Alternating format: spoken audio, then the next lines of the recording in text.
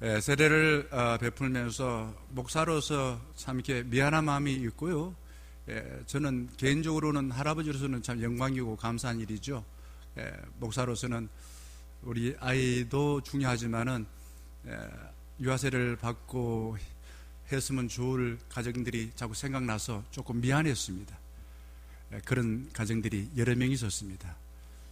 다음 성탄절에는 우리 교회 유아세례를 좀 더 많이 받으면 좋겠다라는 바람을 가져봤습니다.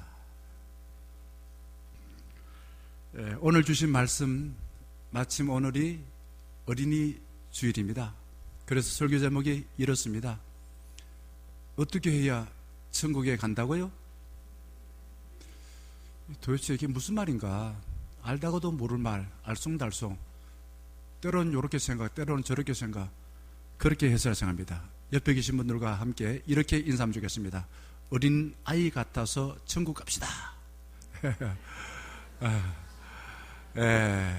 어린아이 같아서 천국 가자니까 내가 키가 어린애처럼 작아져야 되나, 나이가 어려져야 되나, 이런 생각할 수 있는데, 그런 어떤 물리적인 차원으로 이야기한 게 아니다는 것을 오늘 주신 말씀을 통해서 우리가 알게 되질 것입니다. 저도 사람들 보면요, 제가 되게 강해 보인대요. 어떻습니까? 제가 강해 보입니까? 예? 뭐해 보인다고요? 착해 보인다고요? 차갑게 보인다고요? 아, 그래요? 예, 제가 차갑게 보인대요. 예. 저도 이제 한때는 강하게 보이기 위해서요, 중학교 다닐 때는 지나가는데 좀 이렇게 분향배가 건드리는 거예요. 덩치가 좀 컸거든요. 그런데 불구하고 건드렸다. 아, 나 태권도 좀 배워야지. 강한 사람 돼야지. 이런 생각을 해봤습니다. 고등학교 올라가니까 역시 좀 키도 크고 얼굴이 조금 이렇게 각지고, 그러니까 체육 선생님이 너 유도 좀 해봐라, 이런 이야기 하더라고요. 그래서 제가 선생님, 저는 목사 되려고 합니다 라고 하면서 강한 사람이 되기보다도 약한 사람 되려고, 그래서 제가 거절을 했습니다. 저는 사실은 좀 키가 크니까 전 잘 몰랐는데 저보다 키 큰 사람 보니까 제가 조금 이렇게 위축되는 느낌 받았습니다. 아하, 사람이 키 크면 좀 강해 보이구나. 그리고 얼굴이 좀 각져 보이면 또 강해 보이구나. 경상도 사투리를 쓰면 좀 강해 보이구나. 그래서 제가 서울에 가서 좀 기를 많이 죽였어요. 그래서 사투리 안 쓰려고 애를 쓰는데 안 쓸 수가 있습니까? 어쨌든 또 목사여서 사람들이 강해 보인다라고 말하는 사람들이 있습니다. 하지만 생활 속에서는 저는 약한 모습을 보이려고 애를 씁니다. 예를 들어서 제 손자가 저만 보면 잘 웃어요. 근데 그렇게 그냥 되는 게 아니더라고요. 제가 좀 많이 망가져야 되더라고요. 제가 목사로서 근엄한 모습을 하고, 제가 그냥 나이가 많다고 해서 대접받으려고 이렇게 하면 절대로 애가 웃지 않고요, 오히려 애가 울어버리더라고요. 그래서 제가 아이 앞에서는 한없이 낮아져서 고리를 내려놓고 내 모든 가지고 있는 기득권을 다 포기할 때에 애가 웃는 모습을 보고서 아하, 사람들은 이렇게 하면 좋아하구나 하는 것을 깨달아 알았습니다. 오늘 봉독한 말씀 보게 되면 제자들은 예수님이 이스라엘의 왕이 될 것을 기대하고 열심히 따라다녔음을 알 수가 있어요. 1절 말씀에 보게 되면 제자들이 예수님에게 이렇게 물어보지요. 뭐라고 물어봅니까?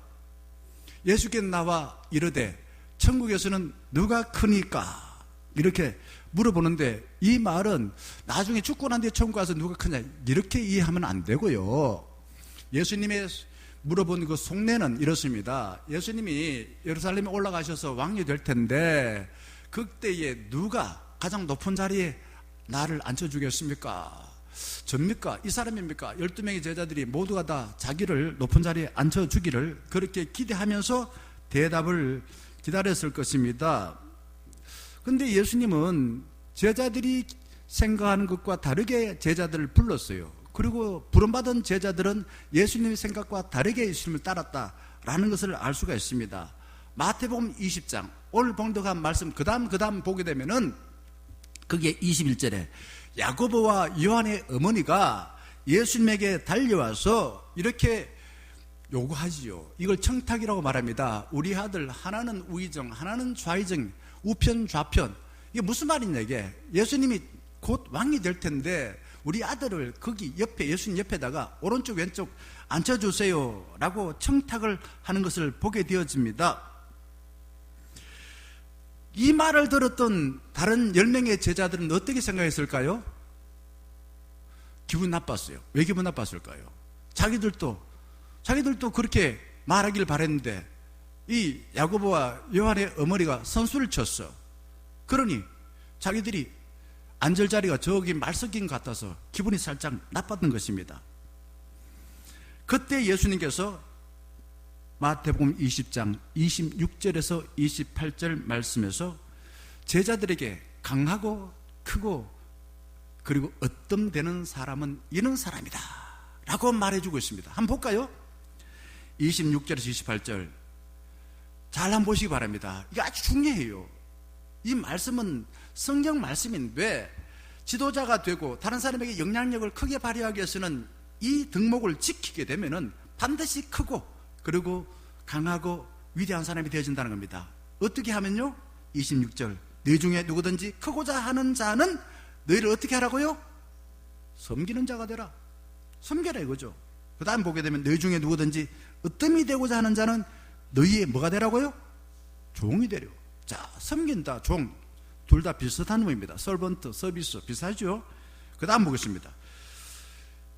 인자가 온 것은 섬김을 받으려 함이 아니라 도리어 섬기려 하고 자기 목숨을 많은 사람의 대속물로 주려 함이니라. 십자가를 지기 위해서 이 땅에 왔다. 대속물이란 말은 그런 말인 것입니다. 나는 얼마든지 예수님께서 다른 사람보다 더 높임받고 하나님으로서 대접받고 그럴 수 있는데 나는 섬김 받으러 한 것이 아니라 다른 사람을 죄를 대신하여 내가 희생의 제물이 되러 이 땅에 오셨다 라고 말씀하셨습니다. 여기 세 가지, 이 세 가지 기억하시기 바랍니다. 섬긴다, 종이 된다, 그 다음에 다른 사람이 대속물이 되어진다 라는 거, 이거 기억하시고 그거를 삶 속에 실천하게 될 때에 어떻게 된다고요? 강한 사람이 됩니다. 높아지는 사람이 됩니다. 큰 사람이 되어지는 것입니다. 제가 목기를 하다 보면요, 연세가 높으신 분이 새벽기도를 와서 똑같은 기도하는 걸 제가 들었습니다. 이정교회 있을 때 하나님 우리 자녀들 큰 사람 되게 해주세요. 저는 큰 사람이 어떤 사람일까? 저같이 키 큰 사람이 큰 사람일까? 큰 사람이 어떤 사람일까?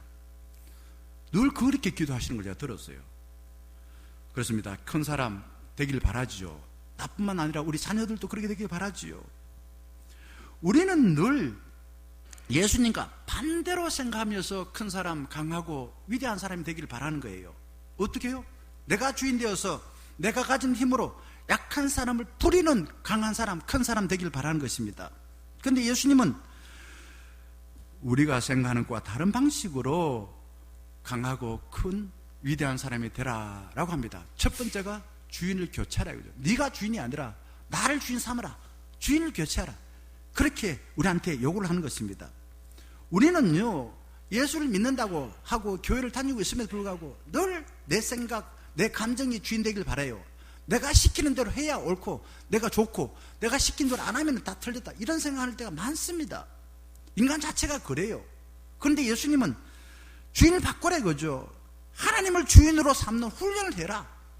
그게 신앙생활하는 이유인 것입니다. 우리는 저절로 나를 높이고 살아가길 바랍니다. 나를 자랑하고 내가 대단한 사람이다, 내가 누군데 아니, 이렇게 말은 하지 않지만은 그런 자세로 사람을 대할 때가 많습니다. 하지만은 우리는 신앙생활을 통해서 나를 높이는 것이 아니라 누굴 높인다고요? 누굴 높이면 좋겠어요? 하나님을 높여야 돼요. 주님께 영광 돌린다고 말하지 않습니까? 우리는 저절로 내가 가진 것을 가지고 다른 사람에게 갑질을 하려고 그래요. 하지만은 하나님께서는 우리에게 섬기라. 네가 가지고 있는 그 권력이나 동네나 네가 온 지식 가지고 남을 섬기라, 이렇게 말하고 있습니다.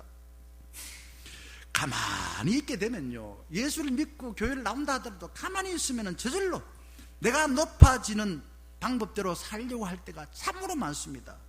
그러나 이렇게 교회에 나오신 이유가 믿음의 훈련을 통해서 하나님을 주인 삼고 주님을 높이는 삶을 살기 위해서 나왔습니다.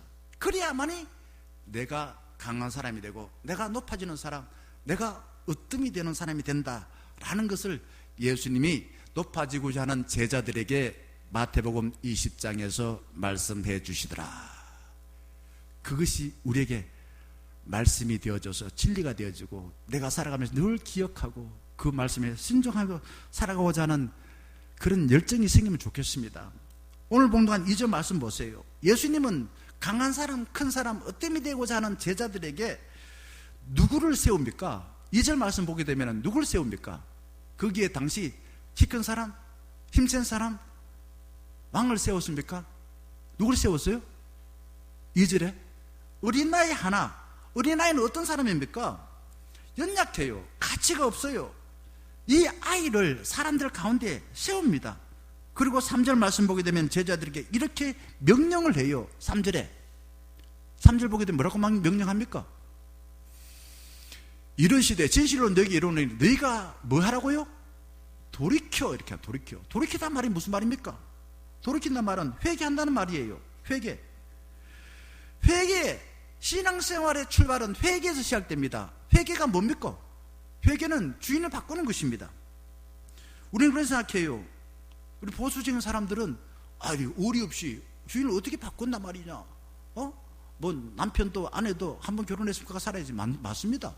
그런데 여기서 말하는 그 주인이라는 것은 우리 어떤 진리의 주인인 거죠. 내 삶에 어떤 진리가 되면 그 주인을 바꾼다 이거죠. 이전에는 내 생각이, 내 감정이, 세상의 가치관이 주인으로 살았던 사람을 이제는 제자들을 마음, 생각, 감정을 내려놔라.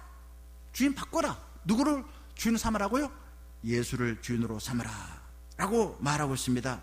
그렇습니다. 신앙생활은 내가 주인 삼아 살았던 삶에서 삼일째 하나님을 주인으로 삼아서 살아가는 교체식을 하는 겁니다. 그래서 사도 바울은 날마다 예수 그리스도 안에서 새롭게 되라고 말합니다. 어디에서요?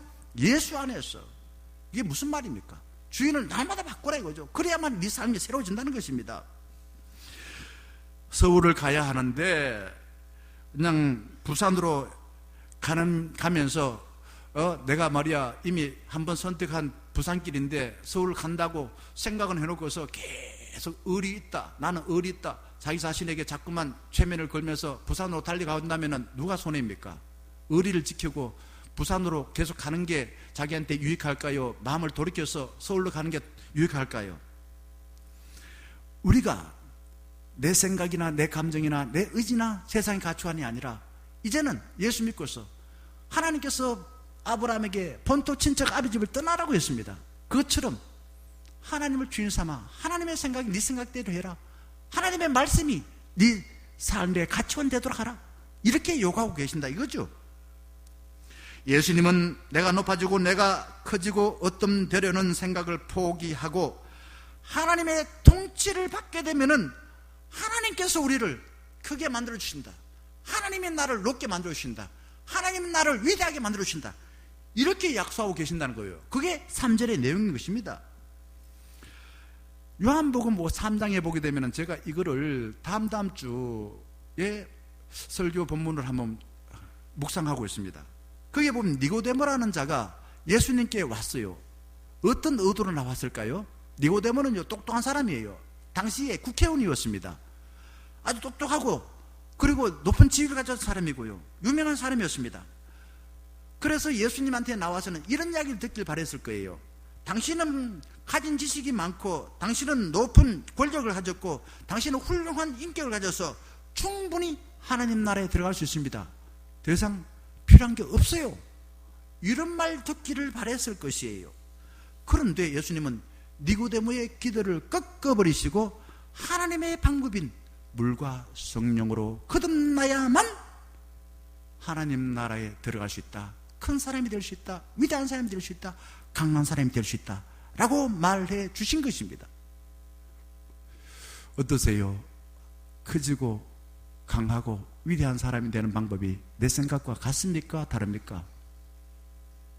같으면 얼마나 좋겠어요. 예수님이 제시한 방법과 내 생각이 같으면 얼마나 좋겠습니까? 제자들은 헛된 욕망을 붙들고 지키려고 예수님의 방법을 무시하고 포기하려고 합니다. 예수님은 제자들에게 생각을 바꾸고 주인을 교체하시오. 주인을 교체하시고 그렇게 요구하고 계십니다. 우리는 내가 가진 힘을 학연이니 지연이니 혈연이니 이런 연줄을 가지고서 내가 대단한 사람이야. 나는 이런 사람이야. 라고 과시하고 싶어합니다. 예수님은 우리에게 진정으로 강하고 높아지고 위대한 사람이 되려면은 너가 죽고 네 속에 있는 내가 살도록 해라. 나를 종처럼 부려먹지 말고 내가 주인 되고 네가 나의 종이 되라. 그게 사도 바울이 말하는 갈라디아서 2장 20절 말씀입니다. 내가 죽고 내 속에 누가 산다고요? 예수가 사는 거예요. 믿음 생활한다는 것은 그겁니다. 그래야만이 진짜 네가 바라는 것처럼 강하고 그리고 크고 위대한 사람이 된다라는 것입니다. 우리는 그런데 이 사소한 세상의 이 가치관 이걸 붙들고 이걸 놓지 않냐고 하나님께서 원하시는 그 방법을 무시할 때가 많아요. 제발 좀 크게 하나님께서 우리에게 제시한 방법을 붙들고서 배워서 많은 사람들을 사랑하시고 그리고 섬기시고 그래서 하나님이 큰 사람, 강한 사람, 위대한 사람으로 세워주는 삶이 되길 바라겠습니다. 예수님은 크고 강하고 높은 사람이 되려면 어떤 아이처럼 되라고 합니까? 어린 아이처럼 되라고 말합니다. 어린 아이처럼. 이걸 저는 영어 잘 못해요. 영어로는 이렇게 말할 수도 있어요. 어린 아이처럼이라고 하는 것을 childish. 이게 무슨 뜻입니까? 이게 이제 애 같다라는 말은 좋은 말이 아니에요. 유치하다, 약하다, 어리석다 이런 뜻입니다. 그런 뜻으로 이 어린아이 같다라고 하는 단어를 이해해야 되겠습니까? 그렇게 해가지고 어떻게 강하고 유치한 사람이 어떻게 나약한 사람이 어떻게 높은 사람이 될 수 있겠습니까? 어린아이를 보게 되면요, 저도 이렇게 어린아이를 보면은 기뻐요. 그렇지만은 또 슬퍼요. 힘들어요. 왜요? 아이가요 지밖에 몰라요. 자기 뜻대로 안 되면 뗐어요. 어젯밤에도 보니까 막 밤늦게 그냥 막 요즘 뭐 이빨 날려고 그런지 울어젖혀요. 막 안 돼. 뭔 가족이 다 그냥 달라붙어도 안 돼요. 뭐가 문제인지 모르겠어요. 전 도저히 이유를 모르겠어요. 자기가 본 것은 다 지거 삼아야 돼요. 보이는 대로 다 쥐고서 놓지 않습니다. 자, 이렇게 고집불통이 되고 어리석고 유치한 사람이 되라는 뜻일까요?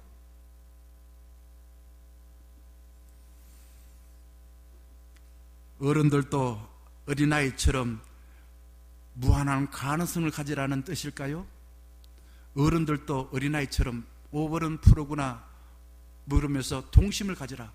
그냥 파란 마음, 하얀 마음, 하늘처럼 파란 마음 가지고 저기 덜에 있는 그냥 녹색처럼 무한한 꿈을 가지라. 그런 뜻일까요? 어린이 같다라는 말을 보게 되면 같다라는 것은 이게 똑같다, equal이라는 뜻이 아니고 영어로는 like입니다. 그래서 영어를 보게 되면 이렇게 되어 있어요. 이게 NIV에 보게 되면 a little child like 되어 있습니다. 작은 어린아이 같다. 직유법이죠. 비유법이 이야기하고 있습니다. 어린애 같다는 말은 그래서 어떤 뜻일까? 모든 것을 보고 경이로움을 느끼는 사람이 된다. 경이로움. 깜짝 놀란다. 감탄하는 그런 사람이 된다는 겁니다. 믿음이 사람이란 것은 어린아이처럼 하나님께서 창조하신 창조물, 피조물들, 이 세상에 있는 자연, 사람을 보고서 깜짝 놀라는 사람이 되지는 거예요. 그게 믿음에 가진 사람들입니다. 왜? 하나님이 만드신 것을 보고 하나님 만드신 사람을 보고서 어찌 무시하거나 함부로 대할 수 있겠습니까? 깜짝 놀라야죠. 우리는 찬송할 때만 참 아름다워라 주님의 세계를 찬송할 때만 그렇게 생각하고서 평소에는 그냥 자연을 볼 때 어떻게 생각합니까? 깜짝하면 하나님이 나를 사랑하여서 이렇게 꽃을 주셨네, 아름다운 나무를 주셨네, 하늘에 별을 주셨네, 밤하늘에 별을 통해서 나에게 꿈을 주라고 하나님께서 별을 주셨네, 밤하늘에 어둠에 가면서 실족하지 말라고 달을 주셨네, 해를 주시면서 생명을 충만하게 하라고 나에게 해를 주셨네. 이렇게 경탄하십니까? 믿음을 가진 사람은 창조주 하나님의 마음을 가지고 자연을 바라보고 깜짝 놀라야 돼요. 경이로운 사람은 하나님이 만드신 피조물을 보고 찬양하고 감탄할 뿐만 아니라 나 자신의 연약함과 약함을 알고서 인정합니다. 그리고 나보다 크신 주님께 도움을 구합니다. 그래서 하나님의 은혜를 입어 내가 강하고 크고 위대한 사람이 되어지는 거예요. 이게 믿음의 사람들입니다. 어린아이는요, 세상이 신기하여서 잠시도 가만히 있지 못하고 두리번 살핍니다. 제가 보니까 요즘 얘가 한 5개월 지나니까 얼마나 고기가 빨리 돌아가는지 몰라요. 팔도 그냥 360도 막 휙휙 돌아가요, 그냥. 그래서 조심스러워요. 호기심이 얼마나 많은지요. 세상이 막 경이로워서 그냥 눈을 그냥 두리번 살핍니다. 애들은요, 여기서 이제 나이가 만 돌 지나고 나면은 어른들이 귀찮을 정도 물어봅니다. 이게 뭐예요? 저게 뭐예요? 왜 저래요? 막 계속 물어봅니다. 그러면은 어른들은 대답했다 시끄럽다 조용해라 이랬다 뭐라 그런 이야기 하면 안 돼요. 애들은 세상이 경이로워요. 질문을 많이 할 때에 지혜로운 사람이 되어져서 강하고 큰 사람이 되어진다는 겁니다. 근데 현대인들은 어떨까요? 너무 날카로운 이성을 가져가지고 자기가 이해하고 자기가 지배할 수 있는 그것만이 만만하게 생각할 뿐이요, 자기가 이해되지 않고 자기가 어떻게 지배하지 못하면은 무시하고 비난하고 이렇게 하는 것이 습관처럼 달라붙어 있습니다. 인간이 그래요. 그러다 보니까 하나님 주신 것을 인하여서 경이로움을 느끼지 못하고 반대로 어떻게 될까요? 슬퍼요. 우울증이 많이 걸려요. 그래서 많이 배운 사람일수록 우울증에 걸릴 가능성이 무척 많습니다. 왜? 경이로움을 잃어버렸기 때문에 그러한 것입니다. 그러면은 우울증을 치료하기 위해서는 어떻게 하면 되겠습니까? 반대로 됩니다. 하나님 우리를 사랑하여서 만들어주신 자연과 사람을 보면서 감탄해야 돼요. 와우, 와, 이렇게 좋은 걸 주셨다니, 하나님 나한테 이렇게 은혜 베풀어 주셨다니, 예배를 통해서 나한테 이렇게 은혜 베풀어 주셨다니, 이런 생각을 자주 해야 내 마음이 어떻게 우울하지 않고 마음이 밝아져요. 기뻐져요. 그러기 위해서 사실은 예배를 나온 거 아닙니까? 예배라는 것은 하나님의 경이로운 것을 경험하고 하나님께 기뻐하며 찬양하기 위해서 예배를 드리는 것입니다. 한번 보세요. 하나님께서 창세기에 보게 되면은 천지 창조를 하시고 난 뒤에, 하루를 끝나고 난 뒤에 하늘에 있는 별을 보고 또한 달을 만드시고 난 뒤에 뭐라고 말씀하셨습니까? 보기에 좋았다. 인간을 만드시고 난 뒤에 마지막 6째 날에는 뭐라고 말씀하셨습니까? 보기에 억수로 좋았다. 하나님께서 그렇게 말씀하셨습니다. 하나님께서 만드신 창조물 우리를 바라보시고서 얼마나 기뻐하셨습니까? 그리고 남자와 여자도 말입니다. 남자가요, 자기 아내를 하나님께서 만들어 준 걸 보고서 창세기 3장 23절에 이렇게 기뻐해요. 뭐라고 말할까요? 예? 이거 보세요. 23장 아담이 이르되 이는 뭐라고요? 내 뼈 중에 뼈요, 내 살 중에 살이라. 이게 시인이죠. 이 시적인 표현 아닙니까? 우리가 이 결혼하기 전에 연애한 남자들은 아내를 보고서 그렇게 이야기했죠. 세상에서 못난 사람이다, 어쩔 수 없어가 내가 이렇게 더럽게 이 여자가 걸려들었나, 이렇게 생각해서 아무도 없어요. 다 이 여자를 보면서 자기에게는 정말 내 뼈 중에 뼈요, 내 살 중에 살이다, 이렇게 생각하고서 결혼했지 않습니까? 안 그렇습니까? 아주 오래전에 결혼해도 다 그랬어요. 저도 그렇게 해서 결혼을 했습니다. 앞으로도 아마 남자들은 여자한테 그런 마음을 먹고서 결혼했을 거예요. 자기 아내를 바라볼 때마다 내 뼈 중에 뼈요, 내 살 중에 살이라 경이롭게 생각하고 하나님을 찬양하며 이 선물로 주신 하나님께 영광을 돌리는 그런 삶을 사는 것이지요. 하나님이 만드신 창조 세계를 본 믿음의 사람들은 하나같이 입을 다무지 못하고 감탄했어요. 와, 시인이 되어서 갑자기 시인이 돼, 어린애처럼. 여러분, 살다 보면은 어떤 사람이 좋습니까? 똑똑한 사람이 좋습니까? 가을에 낙엽이 지고 아주 그냥 단풍이 불더고 그러는데 그걸 보고서 아주 똑똑하다고, 나는 생물학적인 지식이 강해서 저거 말이야, 나무에 이제 겨울이 돼가지고 나뭇잎이 떨어지기 위해서 나뭇잎 떨어져야만이 긴 겨울에 수분을 섭취하지 않고 자기 몸을, 자기 나무를 잘 보호할 수 있기 위해서 나무가 말이야 이제 더 이상 같이 있을 수 없어서 나무 떨어뜨린 거야, 이렇게 말하면 좋습니까? 아니면은 야, 마지막이지만은 저렇게 아름답게 장식하는 저 단풍을 봐라, 얼마나 멋지냐, 이렇게 말하는 사람이 좋습니까? 앞에 생물학적 지식이 강해서 아주 이성적으로 아주 자세하게 설명하는 그런 사람들은 말은 맞는 것 같지만은 다가오면은 싫어요. 무서워요. 왜? 나를 그냥 낱낱이 해부할 것 같아서. 그런데 단풍을 보면서 그걸 기뻐하고 감사하며 그렇게 아름답게 물들여주신 하나님께 찬양하며 내 마음에 즐겁다고 그렇게 고백하는 그런 사람들이 가까이 있으면 기분이 좋아져요. 그 사람 또 보고 싶어요. 또 만나고 싶어요. 안 그렇습니까?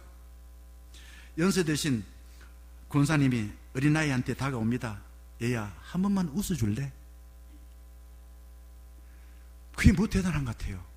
그런데 한 번 웃어주는 그게 얼마나 좋은지 웃어달라고 이야기합니다. 애가 웃는 비결은 여기 있습니다. 내가 웃으면 애가 웃어요. 그래서 어른은 아이의 거울이다 이렇게 이야기합니다.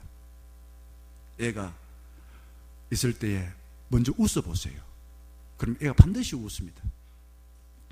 하나님께서 주신 삶과 창조하신 창조세계를 보고 경이로움을 느껴 찬양하는 사람을 하나님께서 강하고 높고 위대한 사람으로 높여주신다, 세워주신다라는 겁니다. 그 다음 4절 말씀 보게 되면은 예수님은 누구든지 어린아이와 같이 자기를 낮추는 사람, 그 사람을 어떻게 한다고요?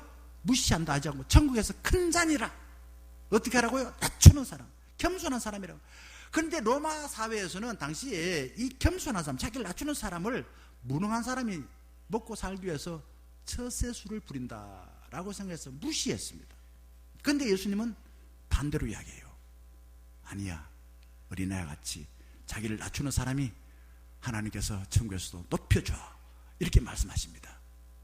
겸손한 사람이란 게 뭘까요? 어떤 사람이 겸손한 사람입니까? 경상도 사람처럼 아니에요, 몰라요, 안 그래요, 아닌데요 이렇게 얘기하는 게 아니고요. 그게 아니고요. 겸손한 사람은 이런 겁니다. 자기 자신이나 사물에 대해서 올바른 인식과 태도를 가지고서 자기의 능력을 과대 포장하지 않습니다. 자기 약점이나 모르는 거 있으면 인정해요. 그리고 자기보다 지혜로운 사람한테 가르쳐 주세요, 도와주세요 라고 요구를 하는 겁니다. 그래서 내가 부족하지만은 그분의 도움을 통해서, 가르침을 통해서 내가 지혜로워지는 겁니다. 그게 겸손한 사람입니다. 하나님은 자기보다 지혜로운 사람과 주님의 지혜를 비우려고 마음을 낮추는 사람을 크고 강하고 높여주신다. 예수님 그렇게 말씀하셨습니다. 고드 맥도날드 목사님 잘 아시죠? 이분은 유명한 문학가입니다. 문학가인데 학창시절에는 육상 선수였습니다. 그런데 이웃 학교 선수를 시합하면서 무시했어요. 그 친구는요, 키가 좀 크고 몸이 좀 이렇게 살이 쪘어요. 그래서 이 친구가 못 달릴 줄 알았습니다. 그래서 코치 선생님한테 이렇게 말합니다. 쟤 보니까 영 글렀어요. 내가 쟤 반드시 이깁니다 라고 확신이 차서 말했습니다. 땅 하는 출발 신호와 함께 달리기가 시작됐습니다. 누가 이겼을까요? 고드 맥도날드 목사가 졌어요. 덩치가 커서 못 달릴 줄 알았는 아이 도저히 따라잡을 수가 없었습니다. 경기 끝나고 난 뒤에 코치 선생이 맥도날드한테 이렇게 충고를 했습니다. 경기에서 그 누구도 자네의 경쟁 대상이 아니야. 경쟁 대상은 누구일까요? 오로지 너밖에 없어. 너 자신밖에 없어 라고 말했다는 겁니다. 나 자신의 연약함을 알고 주님께 도움을 받으려고 무릎을 꿇는 사람을 하나님께서 강하고 크고 위대한 사람으로 세워주신다는 겁니다. 예수님은 어린아이같이 자신의 연약함을 인정하고 하나님을 신뢰하여 자신을 맡길 때 하나님 나라에 들어갈 수 있고 하나님 나라의 큰 자로 세워주신다는 겁니다. 그 다음에 예수님은 어린아이를 영접할 때 크고 강한 자로 세워주시겠다라고 약속하십니다. 당시 사회에서 어린아이는 숫자에 들어갔을까요? 안 들어갔을까요? 들어갔을까요? 안 들어갔을까요? 지금과는 천냥지차입니다. 하늘과 땅만큼 달라요. 지금은 애가 완전히 이거는 막 세상에서 가장 귀한 자야. 출생률도 낮지만은 애 하나 태어나면 뭐 온 집안이 난립니다. 온 집안 난리예요. 그런데 그 당시에는 그렇지 않아요. 경제적으로 먹고 살기도 힘들었고 의술도 발달되지 않았고 애는 태어나서 뭐 살면은 다행이고 죽으면 어쩔 수 없고, 그러니까 어린애는 숫자에 포함되지도 않았습니다. 무시당했죠. 애들은 율법을 몰랐어요. 돈도 없어요. 힘도 없어요. 가치가 없었습니다. 그런데 예수님은 무가치한 어린아이 하나를 영접하면 곧 누구를 영접하는 거라고요? 누구를 영접한다고요? 예수님을 영접한다 라고 마태복음 25장에 말씀하셨습니다. 그리고 예수님은 어린아이 하나를 품에 안으시고 어린애 같지 않으면 하나님 나라에 들어갈 수 없다라고 말씀하셨습니다. 어린아이 같이 연약한 자를 어떻게 대우하라고 합니까? 함부로 대하지 말라 이거죠. 연약하다고 함부로 대하지 말고 긍휼히 여겨라. 긍휼히 여겨라. 제발 긍휼히 여겨라. 그러면은 하나님께서 너를 강하고 위대한 자로 세워주신다 라고 하십니다. 그 다음 마지막으로 예수님은 어린아이를 실족하지 않고 하나님 나라를 잘 인도하라고 당부하고 있습니다. 실족이라는 게 말이 무슨 말입니까? 실족이 뭘까요? 발을 잃어버리는 겁니다. 발길을 잃어버리는 거예요. 내 갈 길을 가지 못하도록 누가 중간에서 낚아채서 발을 끊어버리거나 아니면 이상한 길을 안내하여서 잘못된 길로 인도하는 겁니다. 장애물을 놔서 내 가는 길을 넘어지게 하는 것이 실족하는 것입니다. 근데 살면서 느끼는 건 뭐냐? 우리 가족들, 자녀들, 그리고 오랫동안 알아왔던 사람들, 나중에는요, 세월이 지나면 나의 소유물로 생각해요. 아내도 남편을, 남편도 아내를, 부모도 자식을 나의 소유물로 생각합니다. 그래서 내 마음대로 해도 된다고 생각합니다. 내 아이를 내 마음대로 때려도 됩니까? 안 됩니까? 애를 내 마음대로 때리면요,派出所에 신고하면은 경찰에 불려가서 부모가 구속돼요. 자녀는 하나님 주신 기업이고 선물입니다. 내가 낳고 내가 애서 키웠다고 내 인생을 보상해 줄 대상이 아닙니다. 하나님이 계획하셔서 뜻이어서 이 땅에 보내주셨지, 내 인생 내가 못 사는 것을 대신 살아라, 그렇게 보상 심리를 바라고서 애를 돌봐라고 성경에 말하는데 한 문제도 없습니다.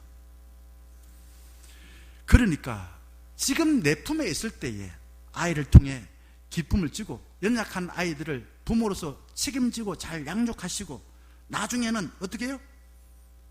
완전히 떠나보내야 됩니다. 이게 부모로서 자식을 대하는 방식이에요. 어른들은 어린아이같이 연약한 자들이 하나님 나라를 사는데 방해되는 짐을 없애줘야 됩니다. 걸림돌을 없애줘야 됩니다. 어린아이같이 연약한 자들을 가로막고 있는 걸림돌이 많아요. 장애인들이 세상 살기 힘들어요. 가난한 사람 세상 살기 힘들어요. 연약한 어르신들도 세상 살기 힘들어요.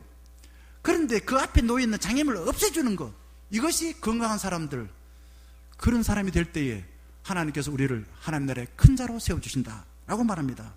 링컨이 크고 강하고 위대한 사람이 될 수 있었던 비결은 어디에 있었습니까? 믿음의 선배들, 우리나라의 조마식 선생, 그 다음에 장기래 박사, 주기철 목사, 손양원 목사, 한경지 목사 등 하나같이 이분들은 예수님이 제시한 방법에 따라서 마음이 어린아이같이 경이로움으로 가득했습니다. 민족을 보고, 자연을 보고, 사람을 보고 경은음으로 가득하고 연약한 사람들을 함부로 대하지 아니하고 긍휼히 여겼습니다. 그리고 자기보다 크신 하나님의 뜻, 그리고 지혜로운 사람들에게 마음을 열어놓고 배우려 했던 겸손한 마음을 가졌습니다. 그리고 우리 민족이 나아갈 길, 연약한 자 나아가는 걸림돌을 치워주고 대신 징다리를 놓아주었기에 그 자들이 우리에게는 큰 자로서, 강한 자로서, 위대한 자로서 영원히 가슴에 남아있는 줄 믿습니다. 사랑하는 중년 가족 여러분, 어린애같이 연약한 자도 하나님의 나라를 살 수 있고 들어갈 수 있는 소중한 생명입니다. 어린애같이 마음의 경이로움과 자비하심과 겸손함으로 가득하고 연약한 자들 앞에 놓여있는 걸림돌을 치워주시고 대신 징검다리를 놓아주셔서 하나님께서 우리의 마음을 헤아리셔서 하늘나라에 들어갈 수 있도록 인도해 주시고 이 땅 위에서도 크고 강하고 위대한 사람으로 세워주는 삶이 되기를 주의 이름으로 간절히 축원합니다. 함께 찬양하겠습니다.